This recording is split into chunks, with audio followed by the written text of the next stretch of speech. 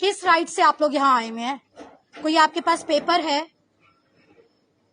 भाई घर में सिर्फ लेडीज है, अगर आप लोग अंदर आएंगे ना तो बहुत बुरा होगा, ये मैं आपको अभी से बता दूं। तलाशी तो आप लोग आके ऊपर ले लें आज, फिर उसके बाद आप देखें बहुत बुरा होगा। चले आ जाए, आप लोग देख लें घर में कौन है, आए।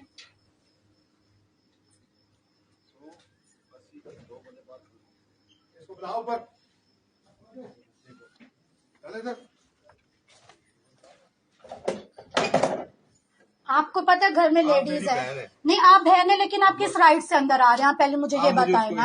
चले बुला ले, आप लोग आए, ये पूरा घर आपके सामने हाजिर है, और अगर वो आपको यहाँ ना मिले ना तो अपारा थाना मैं जाऊंगी इस टाइम, ये मैं आपको अभी से बता दूं।